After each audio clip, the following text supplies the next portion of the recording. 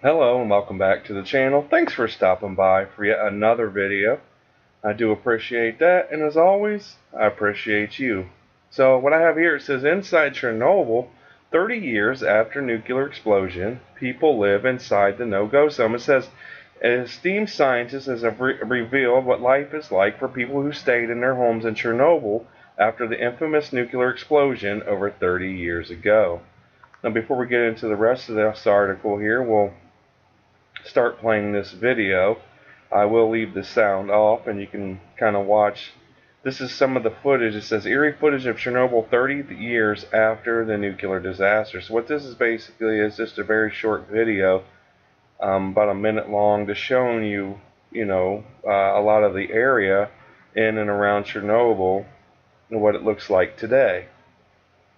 And the article goes on to say, as you're watching this video, that the explosion at Chernobyl's nuclear power station on April 26, 1986, killed 31 people and resulted in the mass evacuation and abandonment of a huge area and led to an evacuation of 50,000 people. It says a UN study has predicted the eventual death toll caused by cancers related to the blast and other illnesses will reach 4,000.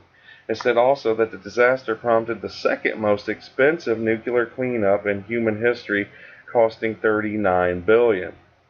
And it says, well, it looks like the video kind of stopped working, so we're just going to move on then. But it goes on to say, and today a 19-mile exclusion zone remains in place, with authorities estimating the area will be officially safe for human inhabitants for hundreds of years due to the huge amounts of radioactive activity.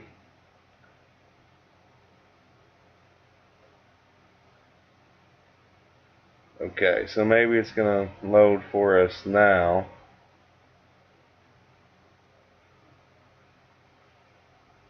Okay, so let's close that. It goes on to say, and today a 19-mile exclusion zone remains in place, with authorities estimating that the area will not be officially safe for human inhabitants, human inhabitation for hundreds of years due to the huge amounts of radioactive being released. Now keep this in mind with this article that I just put up earlier about how after only 6 years they're trying to claim the Fukushima disaster is all clear, everything's good, everyone can is safe to move back to the area, when yet it's going to take another 100+ years before anyone can live in Chernobyl in a 19-mile radius of the area.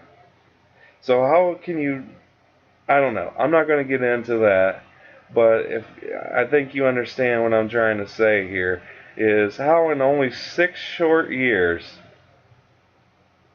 could they possibly clean up Fukushima, yet even after 30 years it's still going to take hundreds of more years before it's safe to truly live around Chernobyl. I don't know. I'm not an expert, so I'm not going to get into that, but if you ask me, it just doesn't add up. Now it says to this day, the area in Ukraine is still a no-go zone due to the vast amount of radiation still present. See, there's still, after 30 years, vast, large amounts of radiation here. Just saying. But some people refuse to leave their homes following the tragedy, and Jim Smith, professor of environmental science at the University of Portsmouth, has given an insight into what life is like there for the few inhabitants. Says Professor Smith makes regular trips to the exclusion zone as part of a scientific investigation with British and Ukrainian experts as to whether food can be grown in the region. He said during his time, Professor Smith has encountered some of the locals who he says are blossoming in the deserted town. So we're going to take a look at some of these pictures now here. We'll get back here to the beginning. Let's see here. Let's see if we can't get back to this first photo here.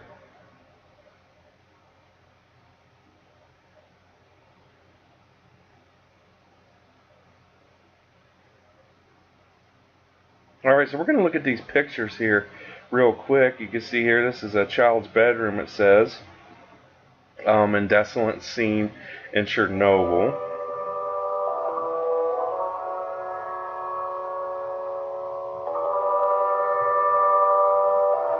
This picture here is from a music hall that was been left for years. This is also looks like some bumper cars as well. It says photographers capture eerie scene nearly 30 years later. This looks just these are just buildings and schools and businesses and random other pictures from the area.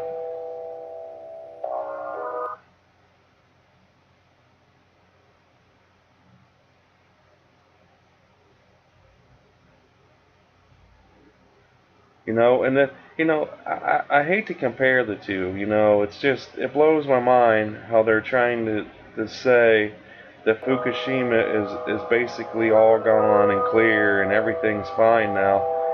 When 30 years later, Chernobyl still hasn't recovered. There's still vast amounts of radiation especially within a 19-mile radius, it said. And it's going to take hundreds of years before it's completely gone. So, I don't know. I hate to say it, but, just something's never added up. I know this is about Chernobyl, but it just doesn't add up when you think about it. As far as Fukushima goes, if they're gonna, and I'm just bringing it up because of the last article I had just made. Alright, so there you have it for the pictures. It goes on to say that there are people who have been living there since the accident, some of the older self-settlers, and they have been growing their own crops since then, and they are getting a dose of radiation. It says, but we've looked at some of the data, and they are living in the less contaminated areas, and the levels are kind of around within the limits where these people are living. So it says that the people who remained after the accident, the self-settlers, the old people, they haven't really been studied because the particular group, and it's very difficult to find a comparison group with those people because they're old and they have a different lifestyle to most people. It goes on to also say that I have heard stories in Ukraine that they have better lives than people of similar age who moved out because they are living the life they chose to lead, and they are living in their own houses. They're growing their own crops, and they're kind of taking a survivor mentality. It says the process of relocation for the 350,000 people who moved after the explosion was extremely stressful for the individuals, according to Professor Smith. And for this, he reckons the remainers are happier in some senses. Now, he says also that one of the things that we've learned after Chernobyl was the mental health impact, the relocation, the fear of radiation, and had a very significant adverse psychology effect on people. It has been argued that the people who decided to remain have had better lives and outcomes than the people who moved. I'm going to be honest, I not to be like a naysayer or, but I highly doubt that because, those that stayed, yeah, maybe they're happy because they're still in their own area, but they're still taking in radiation. They're still taking in radiation from food and whatnot, and ultimately that's going to cost them. Let's just be honest.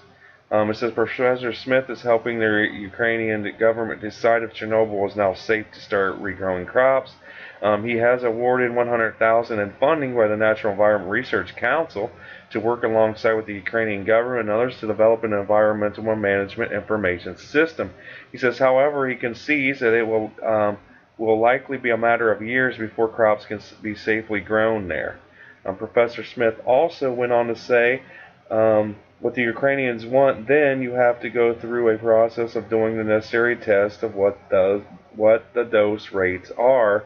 He says what we're going to be developing is a protocol to decide what you have to do to say that the land is safe to use again. So, I just wanted to share this article with you real quick. It was an interesting article, and I wanted to share it because, especially after I just made that video on Fukushima and how they're trying to tell us 6 years later everything's A-okay. You know what I mean? When over here in Chernobyl, 30 years later, it's still not safe. There's a 19-mile exclusion zone still because of the high amounts of radiation still there. And it's going to take hundreds of years before it to be completely gone. Just think about that. That's another reason I wanted to share this article, almost in comparison, if you will, Fukushima, you could claim, well, it wasn't as major of a disaster, maybe not as big. I'm not going to get into that. I'm just going to say I just don't understand. I'm just, just kind of comparing the two, and also looking back on Chernobyl 30 years later as well, and just how devastated the area is and was, and you know, you can make the comparison on your own. I just wanted to share it because I thought it was an interesting article to look back on it 30 years later, and you can just see how devastating the situation still is in Chernobyl. So, anyways, thanks for watching these videos and supporting the channel. I mean, we're growing every day, and that's because of you, and I appreciate every single one of you. But other than that, I think it's going to be it. So be sure to share, like, subscribe, and comment down below. Hope you have a great day. Peace.